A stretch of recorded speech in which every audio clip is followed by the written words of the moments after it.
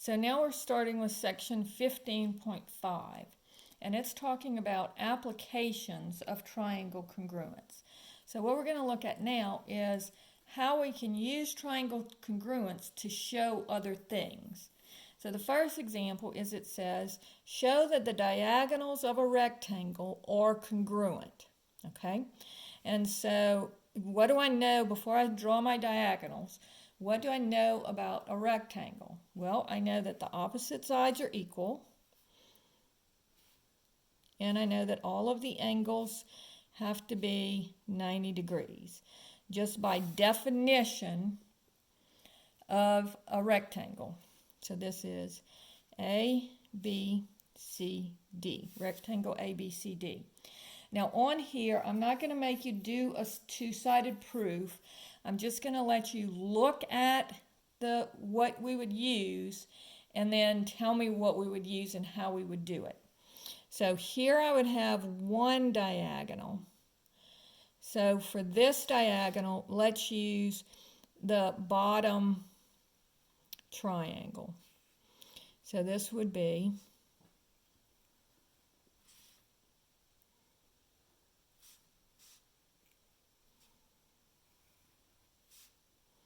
A, D, C. All right, so that's that triangle at the bottom. This one has 2 tick marks, this one has 1, and this is my right angle. Now let's look at this diagonal. So again, let's use this bottom triangle. So it's going to look like this. So this would be B, A, and D. So this would have 1 tick mark and 2 tick marks. Now, notice that by side angle side or side angle side, that these two triangles are equal because both of these have 1 tick mark, both of the angles are 90-degree angles, and both of these have 2 tick marks. So I know, therefore, that triangle, and let's go first through the 1 tick mark to the 90-degree angle and then across. So that would be CDA.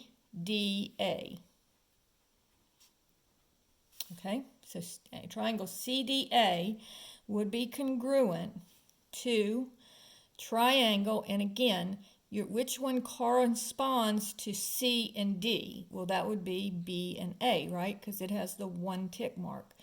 So again, from the acute angle down to the right angle and then across. So that would be triangle BAD. So remember, you have to keep them aligned. You could not say triangle CDA is congruent to triangle DAB. That would be incorrect. And how did we know that? Because of side angle side. Okay?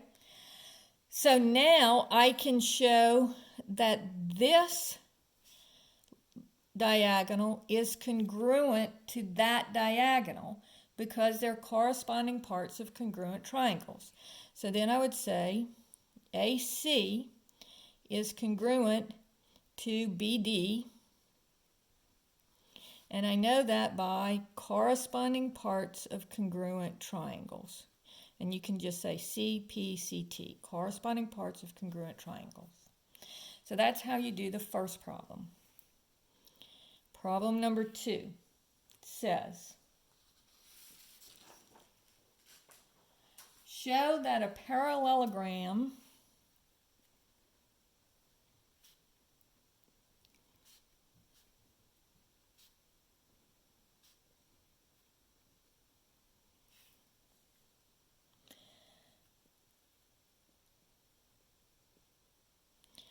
that on a parallelogram, if the diagonals are congruent, then it is a rectangle.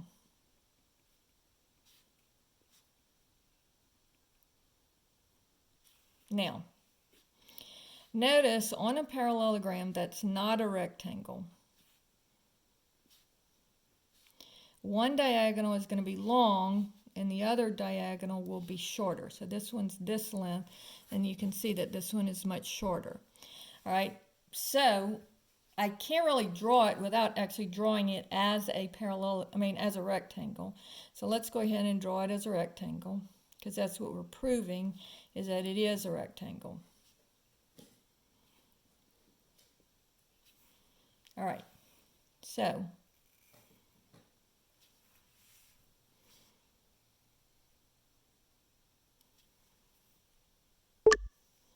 and again, we'll label this A, B, C, and D. All right, so then drawing my two triangles with these two diagonals. So let's look at, again, this bottom triangle, BAD, and this bottom triangle, CDA.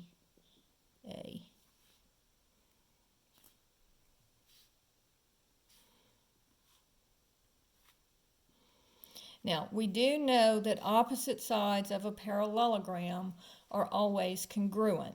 And so I know that these two sides are congruent. And then look at this. This is AD and this is AD. So this is going to be congruent to itself.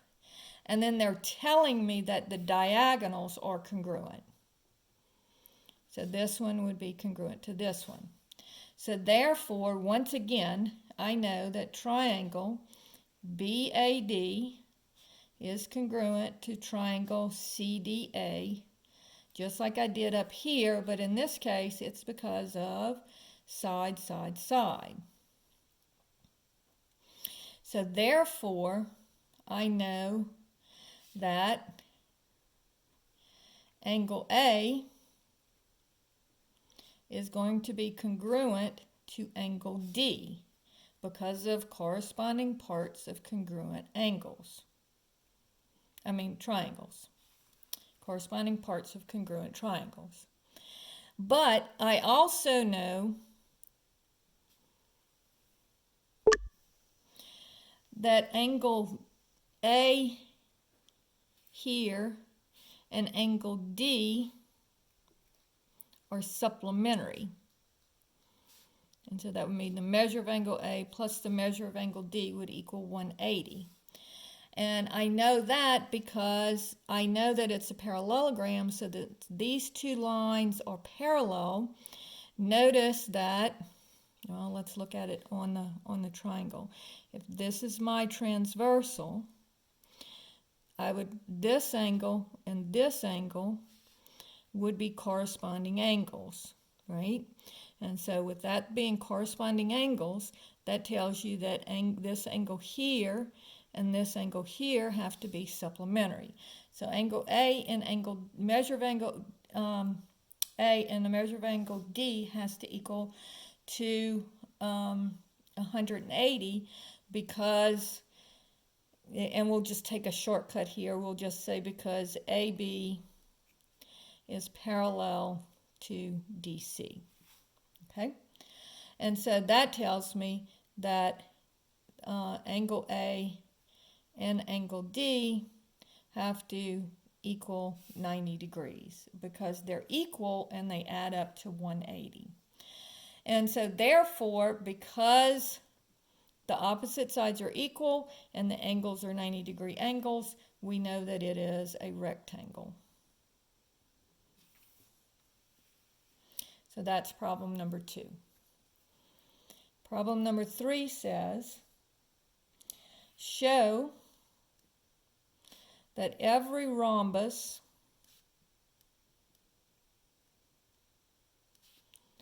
is a parallelogram.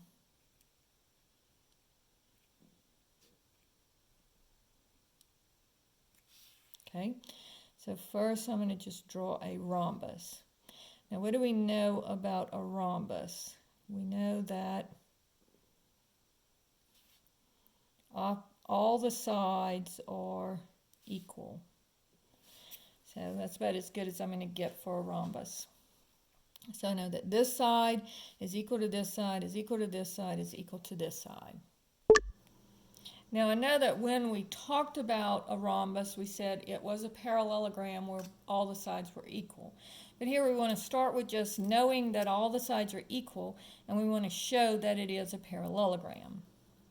All right, so what I'm going to do, and again I'll call it A, B, C, D. And again, I'm just going to split it up into two triangles. And so I'll have ABC, and I'll also have ADC.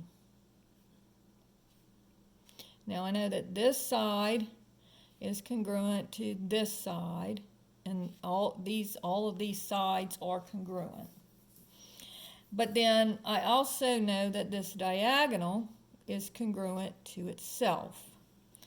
And so I can write this congruence in a bunch of different ways. I could say ADC, triangle ADC, and ABC, or I could do triangle ABC and BDA.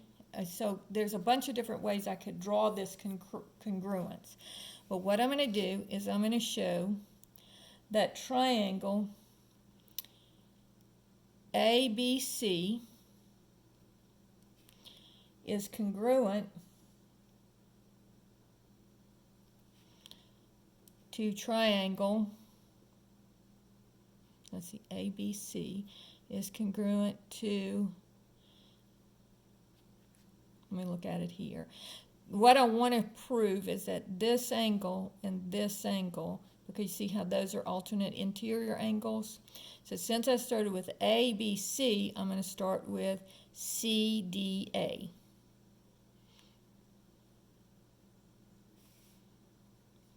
Okay?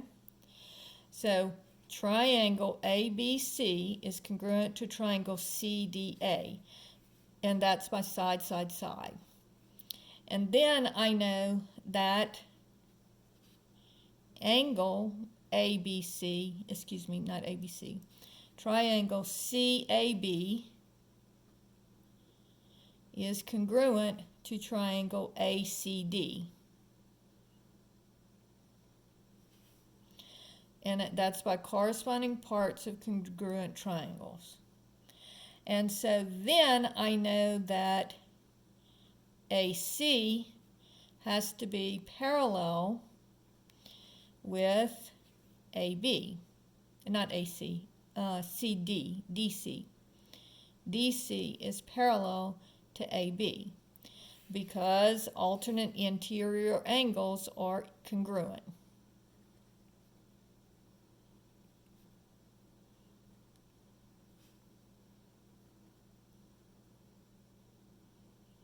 And if the alternate interior angles are congruent, then you know that they're parallel lines.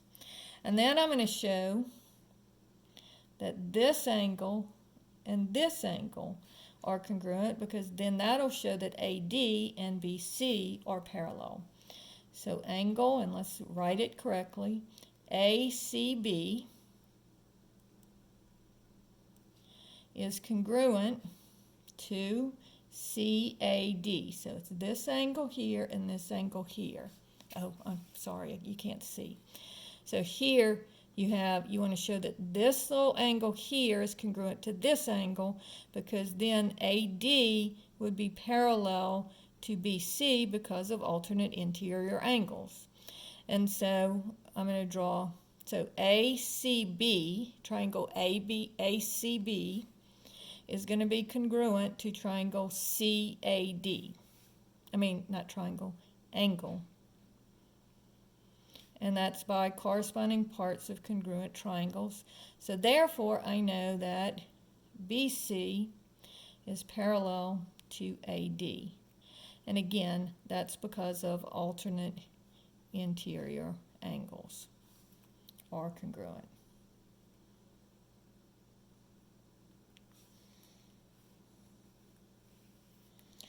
Now, problem number 4 says, show that if two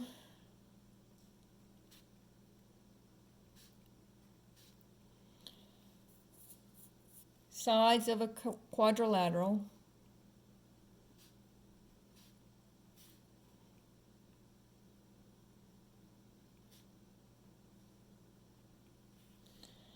are parallel and congruent, then it's a parallelogram. So again, we're going to be looking for those alternate interior angles. And so here I'm going to just show two lines that are parallel and congruent. So I know if I draw this diagonal, I know that this angle and this angle would be the same. And they're telling me that these two opposite sides are also congruent. And because of alternate interior angles, we know that these two angles are congruent. So if I draw this, and again, A, B, C, D. So if I draw this top triangle, and then I draw the bottom triangle,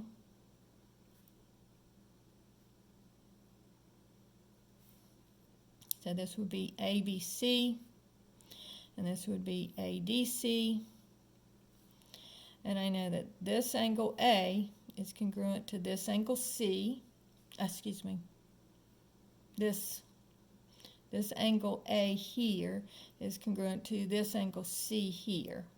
See how I have them drawn here? And I know that this is congruent to this. Now, I also know that this diagonal is congruent to itself.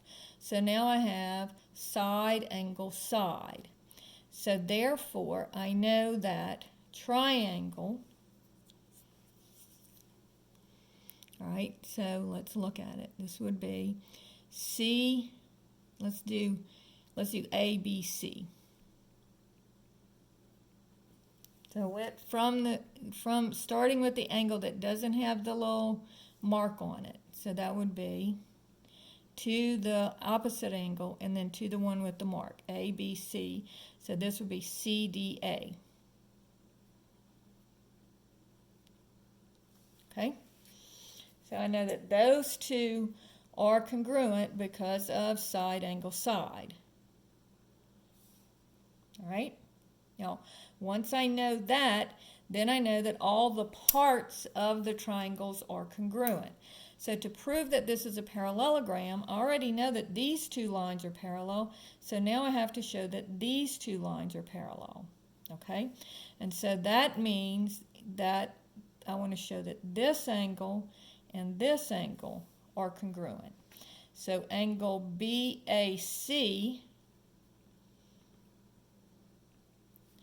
will be congruent to angle DCA because they are corresponding parts of congruent triangles. And so therefore I know that AB is parallel to DC because of alternate interior angles are congruent. And so therefore quadrilateral ABCD is a parallelogram, and I know that by definition of parallelogram because the opposite sides are parallel.